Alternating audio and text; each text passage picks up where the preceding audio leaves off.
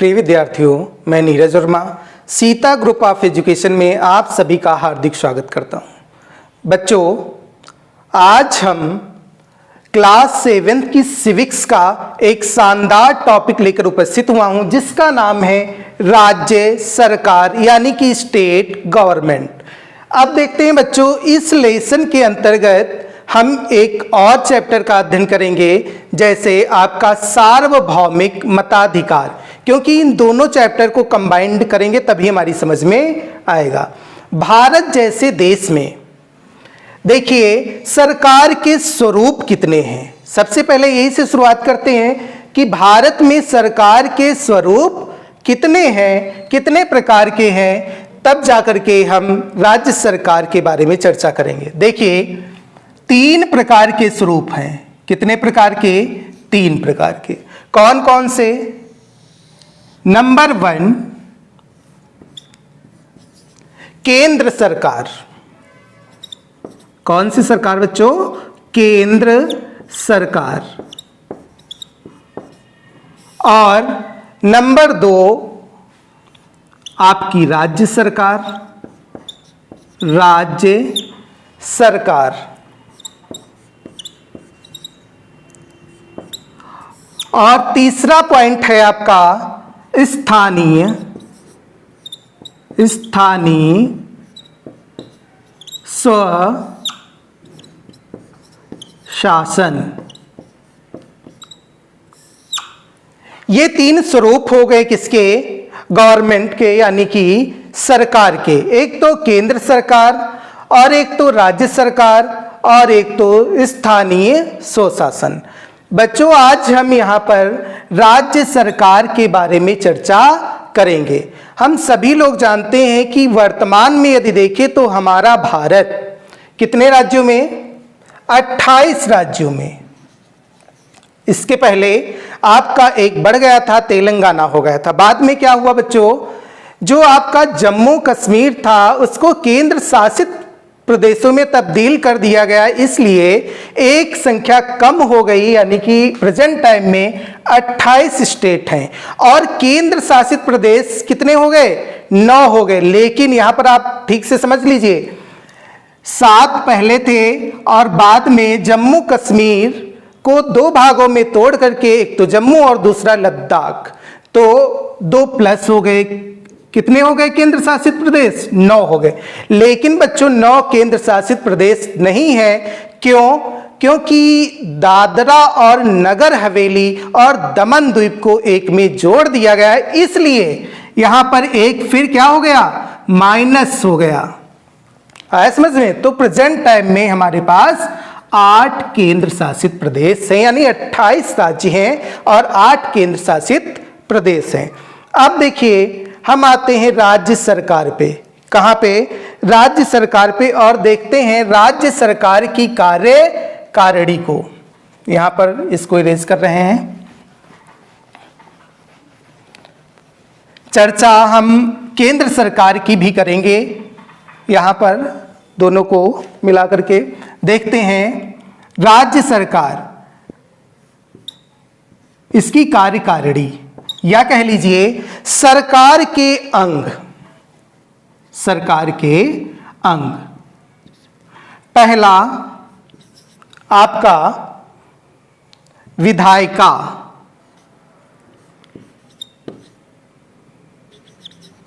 विधायिका। दूसरा कार्यपालिका। कार्यपालिका।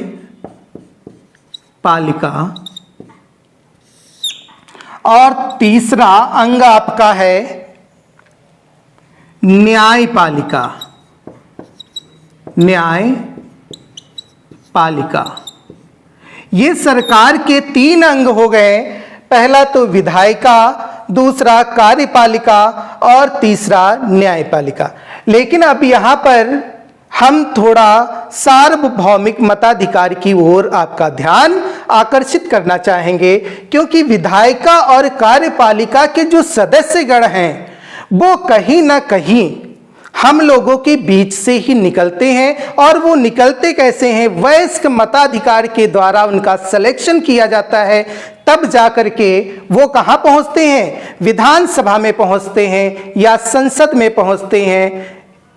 देखें, चूंकि हम सभी लोग जानते हैं 15 अगस्त 1947 में हमारे देश को आज़ादी मिल गई और पूरी तरह से हमारे देश से राजतंत्र का खात्मा हो गया, यानी समाप्त कर दिया है। उसके स्थान पर लोकतंत्र लागू किया गया, उसकी नींव डाली गई।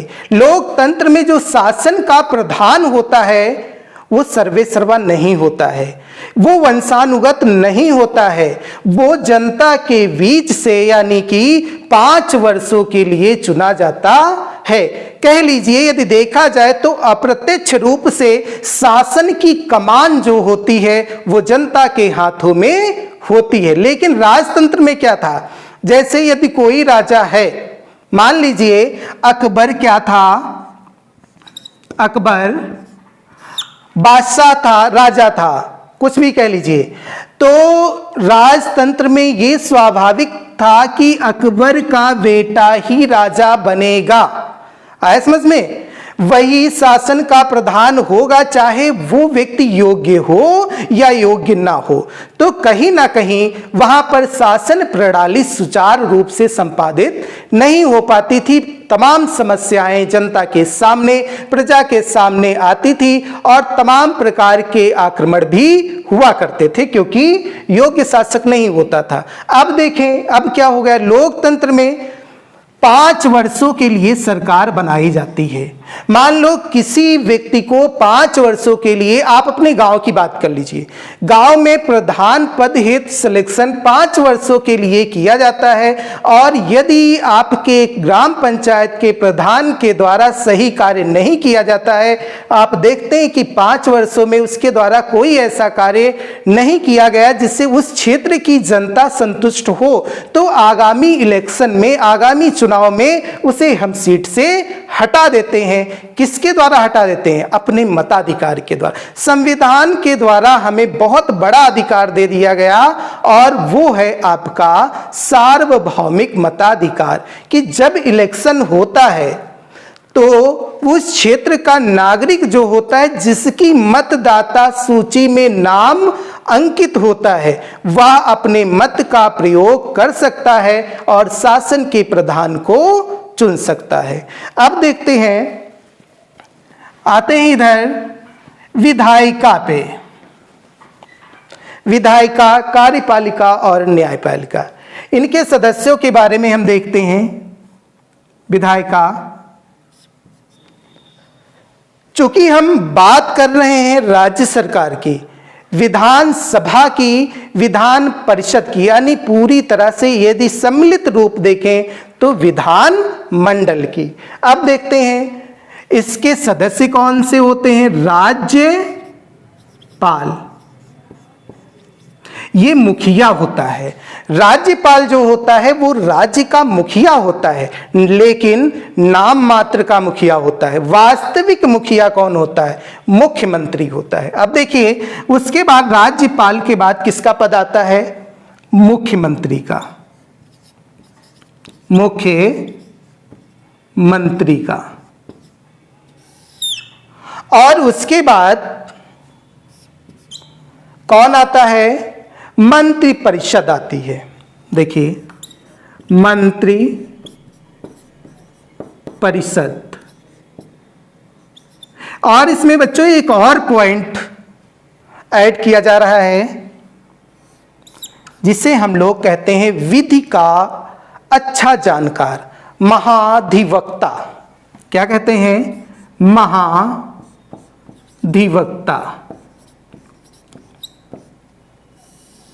ये तो हो गए विधायिका के सदस्य, राज्यपाल, मुख्यमंत्री, मंत्रिपरिषद और महाधिवक्ता।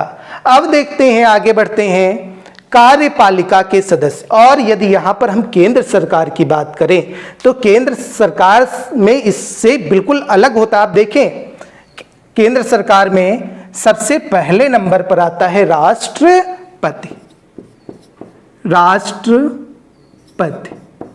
और दूसरे नंबर पर बच्चों आता है उपराष्ट्रपति। उपराष्ट्रपति।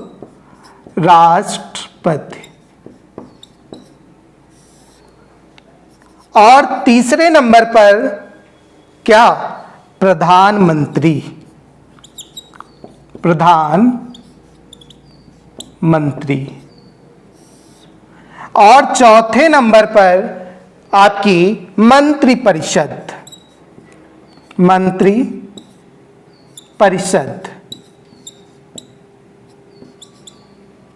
और पांचवें नंबर पर महान्यायवादी।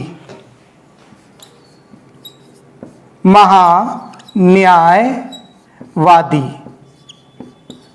आप ये ठीक से समझ लेंगे, ये केंद्र सरकार है और ये देखिए बच्चों राज्य सरकार है। केंद्र सरकार में शासन का प्रधान वरिष्ठ नागरिक कौन? राष्ट्रपति हो गया, फिर उपराष्ट्रपति हो गया, और फिर प्रधानमंत्री, मंत्रिपरिषद और महान्यायवादी। और इसी तरह से स्टेट में सबसे ऊपर कौन आता है? राज्यपाल आता है, फिर मुख्यमंत्री, और फिर मंत्रिपरिषद, और फिर महाधिवक्ता। ये हो गए कौन से? विधायिका के सदस्य। अब देखते हैं कार्यपालिका। चूंकि विधायिका शब्द से ही पता चल रहा है कि विधि का निर्माण करना, यानी विधायिका का काम होता है कानून बनाना। संक्षेप में समझ लीजिए, विधायिका का काम कानून बनाना और कार्यपालिका का काम उस बने हुए कानून को समाज में या देश में या राज्य में लागू करना। और न्यायपालिका का कार्य होता है यदि इस कानून को लागू करने में किसी प्रकार की समस्या उत्पन्न हो रही है तो उसकी सलाह न्यायपालिका देती है, या फिर किसी व्यक्ति विशेष के द्वारा यदि बनाए गए कानून का उल्लंघन किया जाता है तो दंड किसके द्वारा निर्धारित किया जाता है? न्यायपालिका के द्वारा। ये तो तीन स्तंभ हो गए। और हम लोगों ने पढ़ा होगा कि मीडिया चौथे स्तंभ के रूप में सुशोभित है। कौन सा? मीडिया।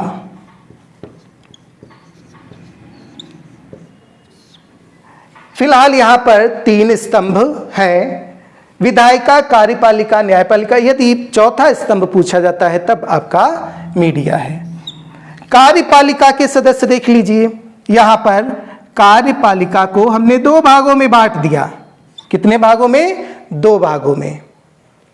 यहां पर देख लीजिए, ये विधानमंडल हो गया, विधान मंडल। और बच्चों यदि यही चीज हम केंद्र स्तर पर देखें तो ये विधानमंडल नहीं होगा, फिर ये संसद हो जाएगी। क्या हो जाएगी? हम इधर लिख रहे हैं संसद। अब विधानमंडल को दो भागों में बांटा गया है। कितने भागों में? दो भागों में। एक तो विधानसभा, विधानसभा अच्छे से समझे इसको, विधानसभा, और दूसरा आपका विधान परिषद, विधान परिषद। संसद में क्या होता है? विधानसभा विधान परिषद नहीं होती। संसद में लोकसभा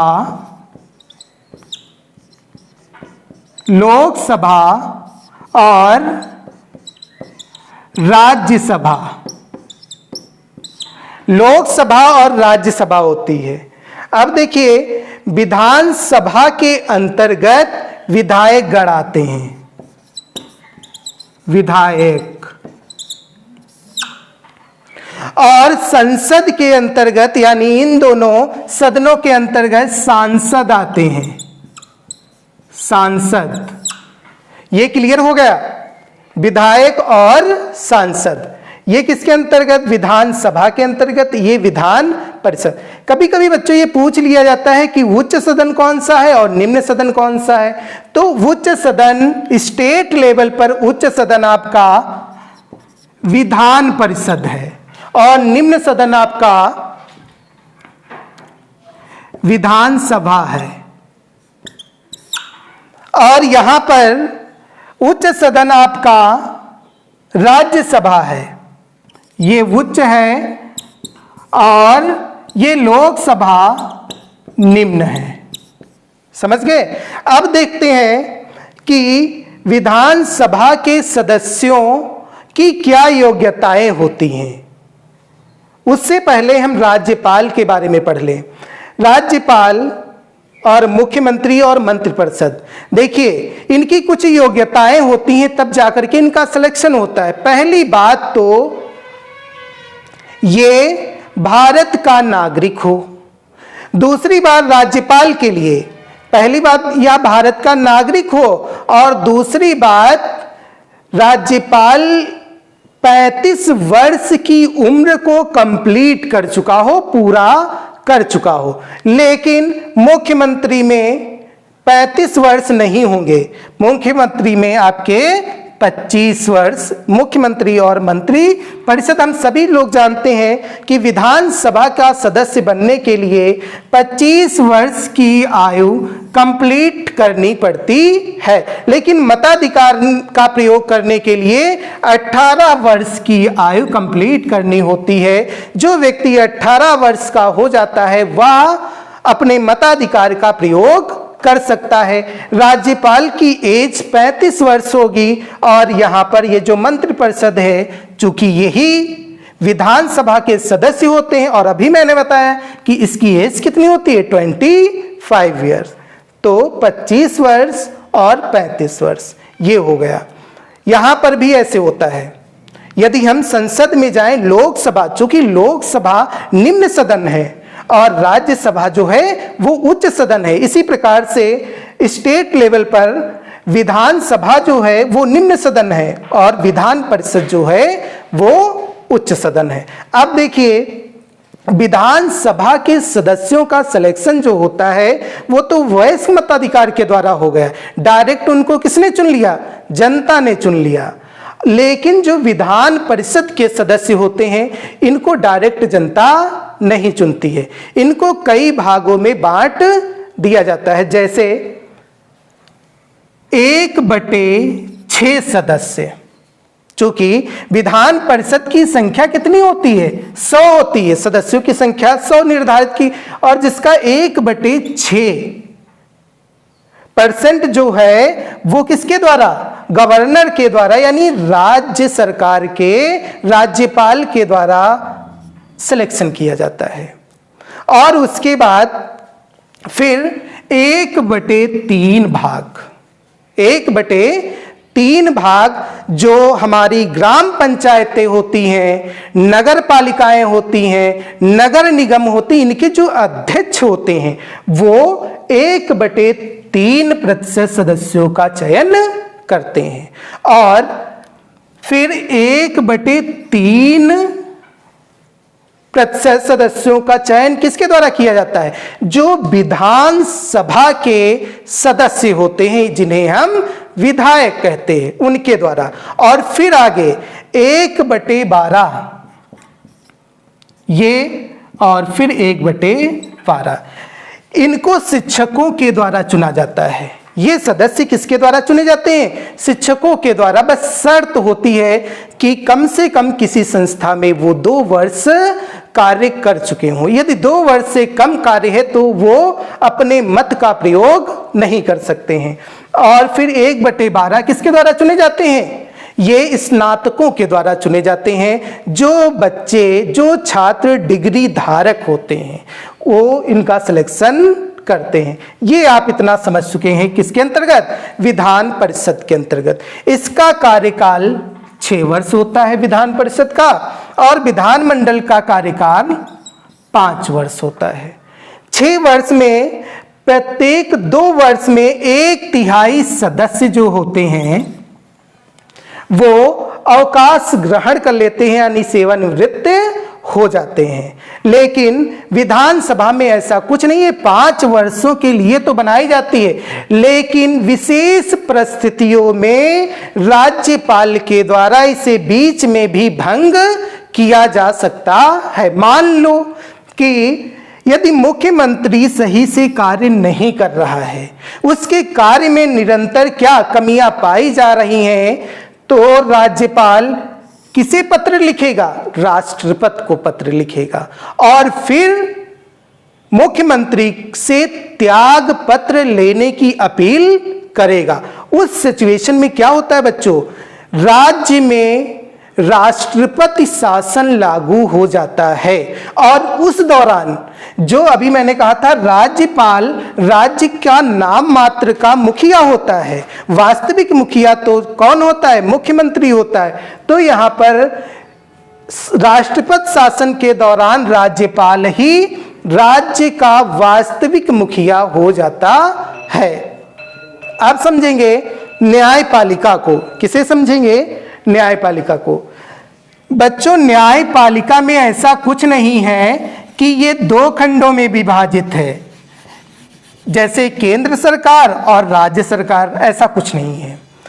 ये पूरी एकीकृत प्रणाली के अंतर्गत इसका स्वरूप निर्धारित किया गया है। आप ऊपर से चलेंगे तो सबसे पहला स्वरूप जो है वो उच्चतम न्यायालय, उच्चतम न्यायालय। और फिर हम उसके बाद में आएंगे तो राज्य लेवल पर उच्च न्यायालय। कौन सा न्यायालय? उच्च न्यायालय। और फिर हम आएंगे तो आपका सेशंस कोर्ट यानी कि जिला न्यायालय, जिला न्यायालय। अब ये व्यवस्था इसलिए बनाई गई है, जैसे मान लीजिए कि किसी को यहां से किसी व्यक्ति को न्याय प्रदान किया गया जिला न्यायालय से, जिला न्यायालय से न्याय दिया गया, लेकिन वो उस न्याय से संतुष्ट नहीं है, तो वो अपनी अपील कहां कर सकता है? उच्च न्यायालय में कर सकता है। और मान लो यदि उच्च न्यायालय के फैसले से भी वो राजी नहीं है, तो वो अपनी अपील कहां कर सकता है? उच्चतम न्यायालय में, अर्थात सुप्रीम कोर्ट में की शरण में जा सकता है। ये तो हो गया। अब देखिए उच्चतम न्यायालय के जो जज होते हैं और न्यायाधीश होते हैं, उच्च न्यायालय के जो न्यायाधीश होते हैं, इनका सिलेक्शन कौन करता है? इन दोनों का सिलेक्शन करता है राष्ट्रपति, भारत का राष्ट्रपति। और जिला न्यायालय जो होता है, इसके जज का सिलेक्शन किसके द्वारा किया जाता है? राज्यपाल के द्वारा किया जाता है। किसके द्वारा किया जाता है? राज्यपाल के द्वारा। फिर हम आते हैं राज्यपाल की शक्तियां। देखिए राज्यपाल को कई शक्तियां और उसके कार्य एक में ऐड कर रहे हैं। एक तो राज्य सरकार, राज्यपाल जो होता है वो सरकार में, यानी जिस दल को बहुमत प्राप्त होता है उसे सरकार बनाने के लिए आमंत्रित करता है। मुख्यमंत्री का सिलेक्शन किसके द्वारा होता है? राज्यपाल के द्वारा होता है। मंत्रिपरिषद का भी गठन किसके द्वारा किया जाता है? राज्यपाल के द्वारा किया जाता है, लेकिन किसकी सलाह पर? मुख्यमंत्री की सलाह पर। कौन? राज्यपाल मंत्रिपरिषद का गठन करता है। ये आपका पूरा चैप्टर हो गया। देख लेते हैं राज्य सरकार के अंतर्गत हमने सरकार के अंगों के बारे में, विधायिका, कार्यपालिका, न्यायपालिका के बारे में अध्ययन किया। और फिर हमने देखा कि विधायिका के अंतर्गत कौन कौन से सदस्य आते हैं, कार्यपालिका के अंतर्गत कौन कौन से सदस्य आते हैं और न्यायपालिका के अंतर्गत कौन कौन से न्यायालय आते हैं। क्योंकि यहाँ पर आप एक बात और समझ लीजिए, देखिए विधायिका और कार्यपालिका के सदस्य जो होते हैं वो लगभग एक ही होते हैं। जो कार्यपालिका यानी विधान सभा का सदस्य होगा वही तो इसमें विधायिका में यानी कानून बनाएगा, विधेयक बनाएगा। विधेयक शब्द आ गया तो हम चर्चा कर लेते हैं जल्दी के साथ। देखिए विधेयक किसे कहते हैं? विधेयक कानून बनाने का एक प्रस्ताव होता है। जैसे आपसे कहा जाए कि क्या आप विधान मंडल में कोई कानून बना सकते हैं? हम सामान्य नागरिक हैं और हम विधान मंडल में कोई कानून बना सकते हैं? तो वहां पर हमारा जवाब क्या रहेगा? बिल्कुल हम कानून बना सकते हैं, लेकिन वो हम प्रत्यक्ष रूप से नहीं बनाएंगे। उसका प्रस्ताव हम अपने क्षेत्रीय विधायक के पास भेज सकते हैं और वह विधायक जब विधान मंडल की बैठक होगी तब उसमें उस प्रस्ताव को रखा जाएगा और यदि वह प्रस्ताव उचित है, वास्तव में समाज के कल्याण में है, हितकर है, तो उस पर विचार विमर्श किया जाएगा, उस पर चर्चा की जाएगी और इस प्रकार से हम क्या बना सकते हैं? अपना कानून विधान मंडल में पारित करवा सकते हैं। कानून बनने के लिए हम देख लेते हैं फटाफट क्या रूल्स होते हैं। यदि मान लो कोई विधेयक है और कानून बनाना है तो उसके लिए हमको सबसे पहले विधान सभा में प्रस्ताव पारित करना होगा और फिर उस प्रस्ताव, देखिए यदि साधारण विधेयक है तो उसे हम विधानसभा या विधान परिषद में पारित कर सकते हैं, लेकिन यदि धन संबंधी विधेयक है तो बच्चों उसे हम कतई विधानसभा में पारित नहीं कर सकते हैं। उसे सिर्फ और सिर्फ विधान परिषद में पारित नहीं कर सकते हैं, उसे सिर्फ और सिर्फ विधानसभा में पारित किया जाएगा। कौन सा विधेयक? धन संबंधी विधेयक। लेकिन यदि साधारण विधेयक है तो चाहे वो विधानसभा का सदस्य हो, चाहे वो विधान परिषद का सदस्य हो, वो विधेयक को किसी भी सदन में पारित कर सकता। मान लो किसी ने विधानसभा में विधेयक को पारित किया, विधेयक विधानसभा में पारित हो गया और चर्चा हो गई और चर्चा के पश्चात मताधिकार लिया जाता है, यानी चुनाव करवाया जाता है, इलेक्शन करवाया जाता है और उसके दौरान ये जरूरी होता है कि विधानसभा के 2/3 सदस्यों के द्वारा उस विधेयक को बहुमत प्राप्त हो। यदि 2/3 सदस्यों ने बहुमत दिया है तभी उसका ट्रांसफर विधान परिषद में किया जाएगा, अन्यथा वो विधेयक पारित नहीं माना जाएगा। जब विधानसभा से विधेयक पारित हो गया तब वो विधेयक कहां पहुंचेगा? विधान परिषद के पास पहुंचेगा और विधान परिषद इस विधेयक को अधिक से अधिक 3 महीने तक, कितने महीने तक? 3 महीने तक अपने पास सुरक्षित रख सकता है, चर्चा कर सकता है।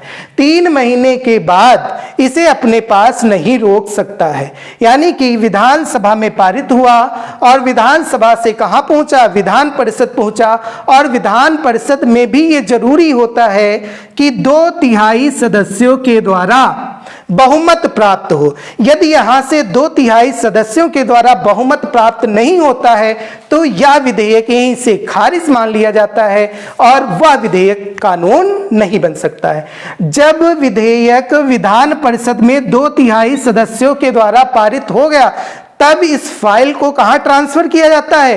राज्यपाल के पास ट्रांसफर किया जाता है और जब राज्यपाल अपने हस्ताक्षर उस फाइल पर करते हैं तब जाकर के वो विधेयक जो होता है वो कानून का रूप लेता है। और यदि राज्यपाल मना कर दे, उस फाइल पर सिग्नेचर ना करे, उस परिस्थिति में क्या होता है? वो फाइल रिटर्न हो जाती है और फिर कहाँ जाती है? विधानसभा के पास। लेकिन यदि दोबारा विधानसभा और विधान परिषद के द्वारा वह फाइल किसके पास? सिग्नेचर के लिए राज्यपाल के पास ट्रांसफर की जाती है तो बच्चों मजबूरन में राज्यपाल को सिग्नेचर करके और उसको कानून का रूप देना पड़ता है। यदि वो ऐसा नहीं करता है तो कहीं ना कहीं उसके प्रति अविश्वास प्रस्ताव पारित करके और उसे त्यागपत्र के लिए मजबूर कर दिया जाता है। ये हो गया एक मोटा मोटा आकलन किसका? कि कैसे हम विधानसभा यानी विधानमंडल में और संसद में कानून बनाएंगे, वो किन किन स्टेज से होकर के गुजरता है, ये चीजें हम समझ गए हैं। अब हम ये लेसन आज की वीडियो हम यहीं पर समाप्त कर रहे हैं। अगले वीडियो में हम पुनः नए चैप्टर के साथ मिलेंगे।